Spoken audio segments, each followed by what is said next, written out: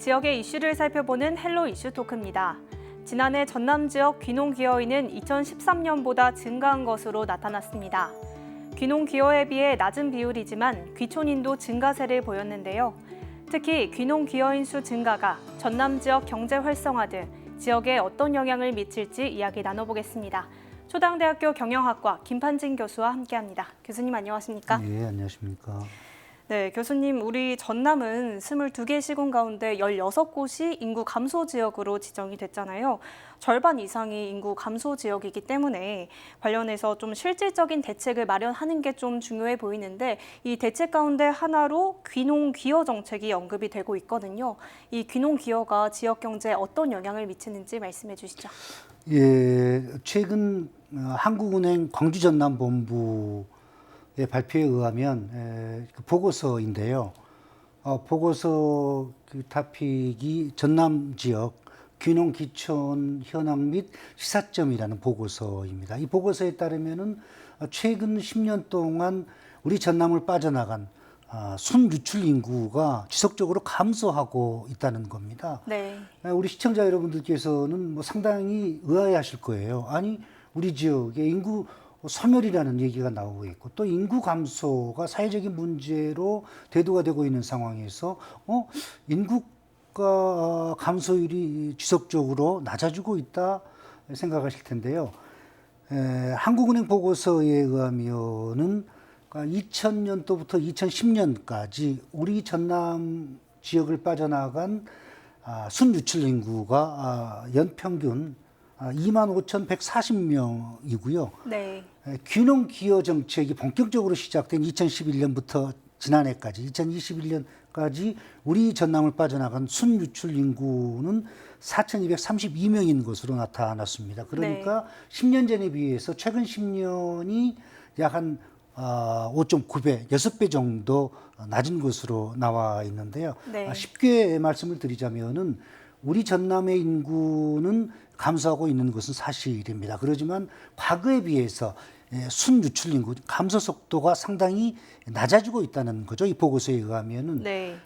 따라서 이 인구 감소가 속도가 낮아지고 있다고 하는 것은 여러 가지 요인이 있겠습니다만 그 하나의 요인이 우리 전남의 귀농 그리고 또 기여, 기촌 인구가 증가하고 있기 때문에 이와 같은 긍정적인 수치가 나왔다라고 이렇게 이해하시면 될 것 같습니다.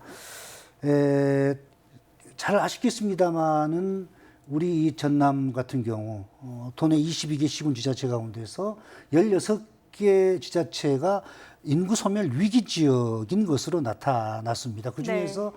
곡성이라든지 보성 그리고 한평, 고흥 같은 경우는 인구 소멸 위기 지역을 넘어서 인구 소멸 위기 위험 지역인 것으로 좀 나와 있거든요. 그만큼 네. 우리 지역의 인구 소멸 또 인구 감소는 정말 사회적인 문제로 대두가 되고 있는 것이 사실입니다. 따라서 민선 7기의 정책, 최우선 정책 과제, 추진해야 될 정책은 바로 인구 정책이라고 생각을 하는데요. 많은 전문가들은 이와 같은 인구 감소가 또 인구 감소를 해결할 그런 그 해결 방안으로 귀농 기여 기촌을 얘기를 합니다. 네. 저도 이 주장에 대해서 동의를 하고 있는데요. 아무튼 우리 전남의 경우 귀농 기여 기촌으로 인한 인구 감소가 어느 정도 지속적으로 좋은 결과를 보이고 있다고 그러니까 조금 고무적이라고 할 수가 있겠습니다. 네, 귀농 기여가 좀 인구 유출 감소에 영향을 미친다라고 말씀해 주셨는데 그렇다면 먼저 우리 전남 지역 귀농 기여 현황부터 짚어주시죠. 예, 한국은행 보고서에 의하면은 2021년 기준입니다. 기여인이 1.1%, 그리고 네. 귀농인이 7.4%, 귀촌인이 91.5%를 차지한 것으로 나와 있습니다. 쉽게 말씀드리면은 작년 한 해에 100명의 외지인들이 이제 우리 전남을 찾았습니다. 네. 뭐 귀촌일 수도 있고 귀농일 수도 있고 교일 수도 있는데 그 중에서 한 1명 정도가 기여를 택했고요. 그러니까 어촌을 택했고 한 7분 정도가 귀농을 택했습니다. 그리고 92명 정도가 귀촌을 선택을 했는데요. 사실 이와 같은 결과는 우리 지역의 심각한 사회 문제, 사회 현상으로 대두가 되고 있는 농촌 문제, 어촌 문제를 해결하는 데 있어서는 결코 바람직하다고 생각하지 않는데요. 보고서에 의하면 2013년 대비 2021년 중과율을 보면요. 귀농이 23.7%, 그리고 기여민이 98.0%, 그리고 귀촌 인구가 6.1%좀 더디게 증가하고 있습니다. 네. 근데 특히 이제 눈여겨봐야 될 부분이요. 귀농 기여 같은 경우는 장년층, 그러니까 50대, 60대가 주류를 이루고요. 네. 귀촌의 경우 같은 경우는 30대의 젊은 층, 청년층들이 많이 오는 것으로 나와 있는데요. 시청자 여러분들께서는 아마 귀농, 기여, 귀촌에 대해서 조금은 좀 헷갈릴 수도 있을 것 같습니다. 그래서 간단하게 설명을 드리자면요. 귀농이라고 하는 것은 또 귀촌이라고 하는 것은 말 그대로 주소지나 주거지를 농촌이나 어촌에 두고 실질적으로 농촌이나 어촌에서 경제활동을 하는 사람들을 얘기하고요. 네. 귀촌이라고 하는 것은 주소지나 주거지는 농촌에 있지만 주 생활권은 도시에 있는 사람들, 그래서 도시로 출퇴근을 한다든지 아니면 또 주말에 주말 농장이나 텃밭을 가꾼 이런 사람들을 포괄해서 일컫는 그 의미가 바로 귀촌인 겁니다. 네. 따라서 사실 우리 지역의 어떤 경제 발전, 특히 이제 인구 감소에 따른 그런 대안으로서의 해결 방안은 귀촌보다는 오히려 귀농이나 기여 쪽이 더 바람직하다고 생각을 합니다. 전남은 귀농 기여인들이 정착할 곳으로 선택하는 지역 중 하나이잖아요. 전남도와도 도내 시군에서 시행하는 귀농 기여 정책 가운데 실질적으로 효과가 있다거나 혹은 눈에 띄는 정책이 있었나요? 예, 전남도 같은 경우는 귀농, 기여, 귀촌을 위해서 종합지원센터를 이미 오래전부터 운영을 하고 있고요. 또한 이와 같은 정책이 인구 늘리기 정책이 연장선상에서 추진이 되고 있는 것으로 알고 있습니다. 네. 아나운서님께서 잘 아시겠습니다만 혹시 농촌에서 살아보기라는 얘기 들어보셨어요? 네. 네. 아마 대부분 잘 알고 계실 겁니다. 그런데 이와 같이 농촌에서 살아보기라는 이 프로그램을 2019년 전남도에서 처음으로 시작을 했습니다. 농촌에서 네. 살아보기, 우리 전남도에서 살아보기라는 그런 그 프로그램 운영을 했었는데요. 작년 한 해 우리 전국적으로 38개 지자체가 이와 같은 농촌에서 살아보기라는 그런 그 프로그램을 벤치마킹해서 운영한 것으로 알고 있는데요. 전국 지자체 거의 대부분 농촌을 끼고 있는 그런 그 지자체에서는 거의 이 프로그램을 운영하고 있다고 생각하시면 될 것 같고요. 네. 지자체 가운데서는 우리 도내 지자체 대부분이 귀촌과 관련해서 많은 정책들을 또 다양한 정책들을 추진하고 있습니다만은 대표적인 지자체를 꼽자면은 해남군과 공군을 꼽을 수가 있는데요. 해남군 같은 경우는 2020년 기준으로 해서 귀촌 인구 중에서 연 5천만 원, 죄송합니다. 5천만 원 이상의 소득을 가장 많이 올리는 것으로 나와 있습니다. 네. 귀촌 희망센터를 이미 오래전부터 설립을 해서 지원을 하고 있고요. 또 귀농 관련해서 책자를 정기적으로 발간해서 길라잡이 역할을 하고 있습니다. 또한 그 고흥군 같은 경우는 2020년 기준입니다만은 우리 전남의 많은 지자체 가운데에서 그 귀농 인구가 네. 가장 많은 것으로 나와 있습니다. 또한 그 조사에 의하면은 전국에서 귀농을 희망하는 그 사람들이 가장 선호하는 지역으로 나와 있습니다. 특히 이제 공군 같은 경우는 2018년 8월에 전국 기초지자체 가운데서는 처음으로 인구정책과를 신설을 해서요. 귀농과 관련해서 귀촌과 관련해서 원스톱 서비스를 제공하고 있는 것으로 알고 있습니다. 물론 이제 이와 같은 다양한 정책들 그리고 또 추진했던 정책들이 모두 다 성과를 거뒀다고는 할 수는 없겠습니다만은 네. 현재도 전남도나 우리 도내 지자체들이 이와 같은 귀농, 기여, 기촌과 관련해서 다양한 그리고 또 적극적인 정책들을 추진하고 있는 것으로 알고 있습니다. 교수님께서 농촌에서 살아보기 등 해남과 고흥군에서 좀 시행한 정책들 소개해 주셨고요. 이어서 귀농기여 정책에서 경제적인 효과 어떤 게 있는지 말씀해 주시죠. 대표적인 어떤 효과 한 두 가지 정도를 말씀드리자면요. 첫째, 우리 전남 같은 경우는 타 시도에 비해서 농촌 인구 비율이 상당히 높습니다. 가장 네. 높고요. 또 65세 이상의 고령 인구 비율도 전국에서 가장 높습니다. 타 시도에 비해서. 따라서 인구의 자연적인 감소 현상이 뚜렷이 나타나고 있는 상황인데요. 이와 같은 어려운 상황에서도 우리 전남을 찾는 귀농 기여 인구가 증가함으로써 곧 지역 경제 발전에 기여할 수 있다는 그런 측면에서 귀농 기여가 지역 경제에 미치는 영향은 상당할 것으로 생각을 하고요. 또 하나 경제적인 효과라고 말씀드리자면은 아무래도 이제 인구가 증가한다든지 아니면 감소율이 좀 줄어들게 된다면 체계적이고 장기적인 중장기적인 그런 그 인구 정책에 대한 또 경제 발전에 대한 경제 정책에 대한 로드맵을 실행하는데 상당히 좀 긍정적이라고 할 수가 있겠습니다. 지역의 인구가 늘어나고 또 경제가 발전이 되고 그렇게 된다면은 복지가 향상될 수밖에 없죠. 그러면 결국은 주민들의 어떤 삶의 질 향상에도 도움이 된다라고 얘기할 수가 있겠습니다. 네, 교수님께서 귀농 기여 정책의 경제적인 효과에 대해서 말씀해 주셨는데 이 정책들 문제점도 있을 수 있잖아요. 이 문제점과 함께 어떻게 개선해 나가면 좋을지 보완점도 말씀해 주시죠.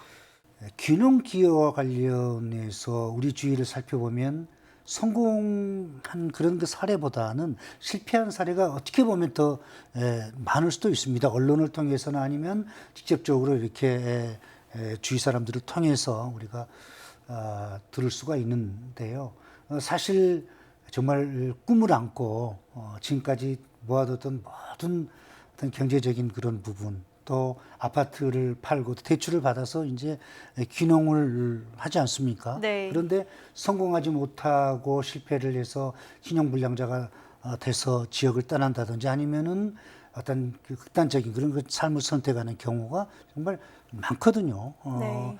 이와 같은 실패의 원인, 뭐 첫째는 본인의 책임이 가장 클 거라고 생각합니다. 그렇지만 해당 지자체의 책임도 분명히 있을 것으로 생각을 합니다. 예를 들어서 어떠한 기여의 농가가 이제 특정의 지역에서 정착을 해서 계속해서 이제 경제 활동을 하는 데 있어서 성공할 확률보다 실패할 확률이 높다고 했을 때 그에 대한 책임은 분명히 본인뿐만 아니라 지자체의 책임도 있다고 생각을 하거든요. 네. 사실 지자체 입장에서 귀농 기여 정책이 어떻게 보면 보여주기 위한 정책, 실적 내기 위한 정책이 아니었나라는 그런 생각도 가져보는데요. 네. 사실 귀농귀촌과 관련해서 각 지자체 홍보책자를 보면은 성공적인 사례 그리고 또 실적에 대한 그런 것은 많이 나와 있고 또 언론을 통해서 많이 홍보를 하고 있는데 실제적으로 생각보다 많은 수를 차지하고 있는 비율을 차지하고 있는 실패 사례 같은 경우는 책자로 발간을 한다든지 또 언론에서 그 내용이 공개되는 경우는 거의 없거든요.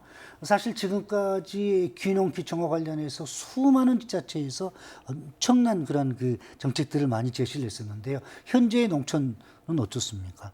현재 그 어촌은 어떻습니까? 상당히 좀 어려운 그런 상황이거든요. 우리 전라남도의 읍면동 중에서 85.4%가 소멸 위험 지역입니다. 네. 아무리 그 많은 출산 장려금을 준다고 그래도 20대, 30대는 다 서울로 올라갑니다. 시골에, 시골 마을에, 시골 동네에 애기 울음소리가 멈춘 지가 이미 오래거든요. 따라서 이와 같은 상황을, 이와 같은 농촌의 어촌의 어려움을 극복하기 위해서는 정말 지금보다 더 수요자 중심의, 즉 이주자 중심의 귀농 정책, 귀여 정책이 필요하다고 생각을 합니다. 네, 본인의 노력뿐만 아니라 지자체에서도 좀 실질적인 대책 마련이 필요하다라고 말씀해 주셨고요. 저희가 계속해서 나눠보고 있는 이 귀농 귀여 정책을 일각에서는 청년 일자리 창출 차원에서도 보기도 하던데 어떻습니까? 네, 정말 좋은 질문이신데요. 한국은행의 보고서에 의하면 참 재미있는 그런 그 결과인데요. 우리 전남 지역의 귀농 귀촌 인구 중에서 30대 이하 비중이 2021년 기준으로 해서 41.6%로 나타났습니다. 그런데 네. 우리 전남의 농어가의 평균 연령이 12.5%가 30대 이하거든요. 그러니까 그보다도 약간 3배 정도의 높은 비율을 차지하니까 상당히 고무적이라고 할 수가 있겠습니다. 이와 같은 청년 일자리 어떤 그 차원에서 귀농과 기여의 정책을 매칭한다고 하는 것은 상당히 그 효과 면에서 성과 면에서 우리가 좀 생각을 해봐야 된다고 생각을 하는데요. 따라서 전남도나 시군지자체에서는 이와 같은 귀농 기여 정책을 청년 일자리 창출이라는 그러한 정책과 어떤 그런 그 함께하는 그런 그 대안이 좀 정책이 필요한 시점이라고 저는 생각을 합니다. 네, 귀농기여 정책이 청년 일자리 창출에서도 좀 협업을 해야 된다라고 그렇습니다. 말씀해 예. 주셨고요. 저희가 귀농기여 위주로 이야기를 나눠봤는데 귀촌인도 증가세인 만큼 지역의 다양한 효과들 기대해 볼 수 있잖아요. 이런 귀농기여 정책이 농어촌에만 한정되는 것이 아니라 인구 문제나 또 지역 경제 발전에 기여하기 위해서는 앞으로의 과제라고 해야 될까요? 다른 지역과 차별화된 우리 전남 맞춤형 정책 어떻게 수립하면 좋을까요? 예, 우리 전라남도는 지금까지 수요자 중심의 맞춤형 귀농, 귀촌, 기여 정책을 펼친 결과로 2020년도에는 전국 최우수 1위를 수상을 했었고 2021년에도 세계 부문에서 전국 1위를 차지할 정도로 이제 귀농, 기여, 귀촌 하면은 우리 전남을 꼽을 정도로 정말 귀농의 메카, 기여의 메카, 그리고 귀촌의 메카로 발돋움했습니다. 물론 이와 같은 결과에 대해서 우리가 긍정적으로 생각할 수도 있지만 앞으로의 더 발전을 위해서 수정해야 될 그런 정책들 또 과제들이 상당히 많은 것으로 생각을 합니다. 사실 도회지에 있는 분들은 그리고 또 귀농을 꿈꾸고 있는 귀촌을 꿈꾸고 있는 분들은 아마 실패라는 그런 단어보다는 성공이라는 단어를 많이 생각하고 이제 오게 될 건데요. 네. 사실 성공을 할 확률보다 실패할 확률이 더 높다는 것을 알아야 되고요. 저도 이제 고향이 시골이기 때문에 네. 시골 특히 농촌에 대해서 잘 알고 있습니다. 어렸을 적 생각해 보면 그 부모님들이 농사를 지으면서 그 어려워하는 그 힘든 상황이 바로 눈에 선하는데요. 그만큼 농촌 생활이 어렵습니다. 더욱이 이제 농촌에서 경제 활동을 시작하게 되면 그 어려움은 가중될 수밖에 없는 거겠죠. 따라서 본 프로그램에 출연하기 위해서 이제 귀농의 성공 사례 또 실패 사례에 대해서 좀 살펴보고요. 또 이렇게 기동량도 했었습니다. 네. 그런데 결론으로 말씀드리자면은 열정과 의지만으로는 귀농 기여가 성공하는데 상당히 어렵다. 따라서 네. 충분한 어떤 그 사전 준비와 그리고 농촌에 대한 어촌에 대한 사전 정보 입수 그리고 또 단기, 중기, 장기적인 그러한 로드맵을 충분히 세워서 그 이후에 귀농을 하는 것이, 귀촌을 하는 것이 또 기여를 하는 것이 성공할 확률을 높일 수 있다라고 생각을 하고요. 아무튼 우리 이 전남의 경우 귀농, 귀촌, 기여의 전국 1번지라고 얘기를 합니다. 네. 좀 전에 말씀드렸지만 메카라는 표현을 썼는데요. 이와 같은 귀농, 기여, 귀촌이 지금 우리 지역의 인구 감소, 인구 소멸에 대한 사회적인 문제로 상당히 지금 어려움을 겪고 있는데요. 이와 같은 어려움을 극복해 줄 수 있는 어떤 희망의 불빛이 되었으면 하는 그런 간절한 바람입니다. 네, 우선 귀농 기여에 좀 충분한 준비 그리고 사전 인식 그리고 조사가 필요하다라고 말씀해 주셨습니다. 오늘 말씀 여기까지 듣겠습니다. 감사합니다. 예, 감사합니다. 네, 지금까지 귀농 귀여 정책이 지역에 어떤 영향을 미치는지 이야기 나눠봤는데요. 지역 전반에 더 긍정적인 역할을 할 수 있도록 조금 더 다양하고 실질적인 정책이 마련되길 바라면서 오늘 시간 마칩니다. 지금까지 헬로 이슈 토크였습니다.